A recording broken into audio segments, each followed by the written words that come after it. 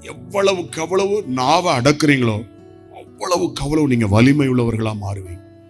பேசாம இருந்து செத்துறாதீங்க. அது வேற. ஊமச்சாமியாரா இருந்து செத்துறக்கூடாது. சில ஆள் ஓவராயிரும், பேச மாட்டான், பேசவே மாட்டான், சிரிக்கவே மாட்டான், அவனும் செத்துருவான் சீக்கிரத்துல. ஆமா, அப்படியும் போயிடக்கூடாது. பேசணும், சிரிக்கணும், எல்லாம் லிமிட்டா இருக்கணும். எல்லாம் லிமிட்டா இருக்கணும். எதுவுமே லிமிட்டா இருந்தா நல்லது தானே? அப்படிதானே? சிரிக்கிறதுல என்ன இருக்கணும்? ஒரே கெக்க கெக்கன்னா அதுவும் செத்து போயிடும். ஆமா, ஓவரா சிரிச்சு செத்து போன ஆட்கள் இருக்கான் தெரியுமா? ஆமா, அன்லிமிட்டா சிரிக்கிறது, அன்லிமிட்டா பேசுறது. சிலர்லாம் ஆரம்பிப்பாங்க, அவங்களுக்கே நிறுத்த முடியாது. யாராவது 4 பேர் வந்து வாயை மூடு, முதல்ல என்ன என்ன என்ன பேசிட்டு இருக்க அப்படின்னு வாயை என்ன செய்யணும்? 4 பேர் வந்து மூடணும், அப்பதான் அது மூடும்.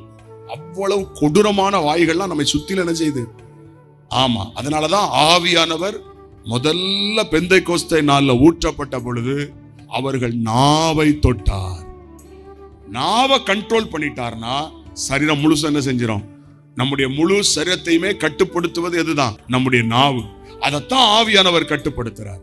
அதனால தான் அந்நிய பாஷையை தர்றார். பரிசுத்த ஆவியை பெறும் பொழுது என்ன அடையாளம்? அந்நிய பாஷையை தர்றார். ஏன் அந்நிய பாஷையில பேச வைக்கிறார்? நீங்க அந்நிய பாஷையில நல்லா பேசிக்கிட்டே இருந்தீங்கன்னா உங்க நாவு கண்ட்ரோல் ஆயிரும்.